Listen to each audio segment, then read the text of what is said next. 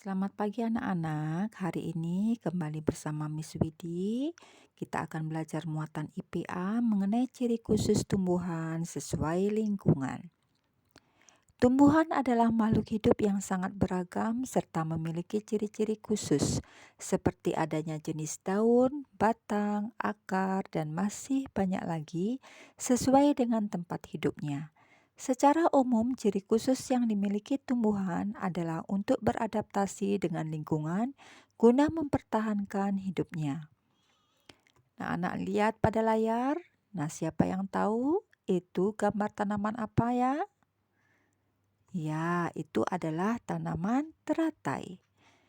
Tumbuhan teratai dapat dijumpai di daerah rawa, telaga, dan danau.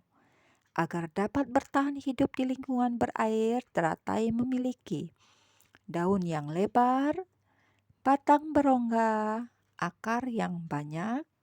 Nah, ciri-ciri yang dimiliki teratai juga dimiliki jenis tanaman air lainnya seperti eceng gondok dan kapu-kapu.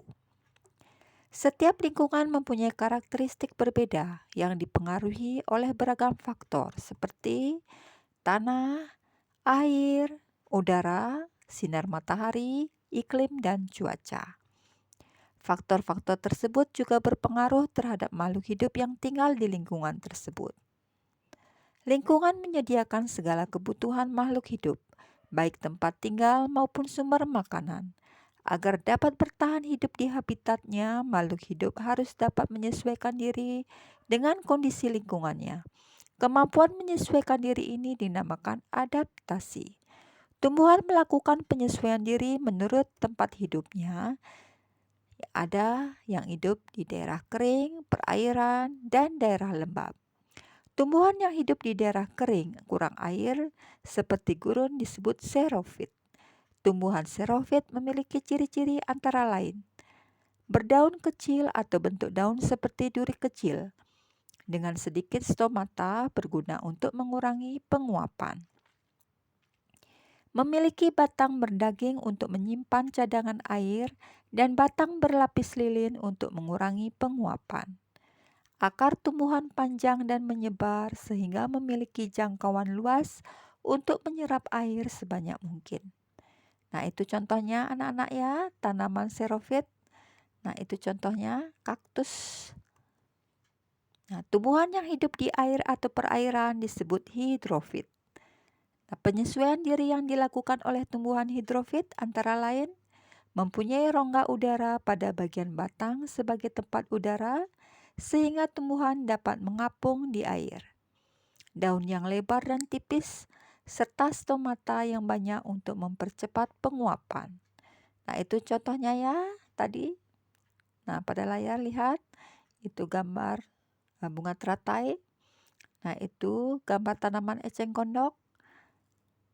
Kangkung ya, sayuran kangkung anak-anak pasti sering ya. Lihat itu hidup di air. Kemudian ada itu semanggi ya, tanaman semanggi hidup di air hidrofit. Tumbuhan yang hidup di lingkungan lembab atau basah disebut higrofit. Ciri-cirinya daun tipis dan lebar. Pada permukaan daunnya terdapat banyak stomata sehingga proses penguapan air berlangsung lebih cepat. Contoh tumbuhan, nah itu daun-daunan talas, kemudian ada daun-daunan paku ya. Penyesuaian diri tumbuhan untuk melindungi diri dari musuh. Ada beberapa cara ya untuk melindungi diri dari musuh menggunakan getah. Beberapa jenis tumbuhan mampu menghasilkan getah yang lengket. Getah ini dapat melekat pada tubuh hewan yang mengganggu tumbuhan tersebut. Bagian tubuh hewan yang terkena getah akan rusak. Selain itu, hewan tersebut akan sulit bergerak. Contohnya tumbuhan yang dapat menghasilkan getah yaitu karet, pohon nangka, sawo, dan pepaya ya. Nah, menggunakan duri. Beberapa jenis tumbuhan mempunyai duri di bagian tubuhnya. Adanya duri cukup efektif dalam menjaga dan melindungi diri dari mangsa. Hewan pemangsa akan merasa terganggu ketika memakan sebagian atau seluruh bagian tumbuhan tersebut. hewan pemangsa akan terluka dan tertusuk oleh duri-duri tersebut. Contoh tumbuhan berduri, ada mawar, kaktus, itu salak, nah ada durian. Menggunakan rambut atau bulu halus. Beberapa tumbuhan mampu menghasilkan rambut atau bulu-bulu halus. Bulu-bulu halus ini jika mengenai kulit dapat menyebabkan rasa gatal bagi pemangsanya. Nah, contohnya anak-anak lihat itu adalah tanaman bambu. Pada tanaman bambu, bulu-bulu halus menempel pada tunas atau batang bambu yang masih muda, sehingga tunas-tunas akan terlindungi hingga tumbuh dewasa. Menggunakan racun. Beberapa tumbuhan menghasilkan cairan racun dalam tubuhnya. Jika tanaman ini dimakan, dapat menyebabkan keracunan bagi pemangsanya. Contohnya, itu ada tanaman gadung, itu gambarnya ya. Itu ada tanaman jarak, dan itu contohnya ya tanaman upas. Menggunakan minyak beraroma. Beberapa tanaman mampu menghasilkan cairan semacam minyak beraroma tertentu untuk melindungi dirinya. Contohnya, nah itu ada cabai ya, nah, mempunyai aroma tertentu sehingga hewan-hewan enggan hinggap atau mengganggunya ya.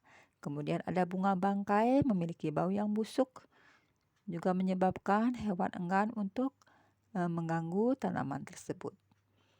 Menggunakan cairan berasa. Beberapa tanaman menghasilkan cairan dengan rasa tertentu yang dapat melindungi dirinya. Contoh biji kopi, daun teh mempunyai rasa pahit. Asam buluh mempunyai rasa asam. Belimbing, buahnya yang masih muda berasa sepat. Adanya rasa sepat tersebut menyebabkan hewan tidak mau memakan buahnya. Nah, yang ke G, menggunakan kulit biji yang keras. Beberapa tumbuhan menghasilkan biji yang terbungkus kulit biji yang keras. Kulit biji yang keras akan melindungi biji dari pemangsa sehingga dapat bertunas dan berkembang biak. Contohnya, itu ada tanaman kelapa dan itu adalah contoh kelapa sawit. Nah, tugas anak-anak hari ini ada 5 soal ya. Nah, anak-anak tulis nanti soal dan jawabannya pada buku tulis kalian ya. Kalau masih bingung untuk menjawab, anak-anak simak kembali video pembelajarannya ya. Dan juga dapat lihat pada buku latihan LKS kalian. Ya, buku paketnya. Sekian untuk hari ini. Selamat mengerjakan tugas, tetap semangat dan salam sehat. Terima kasih.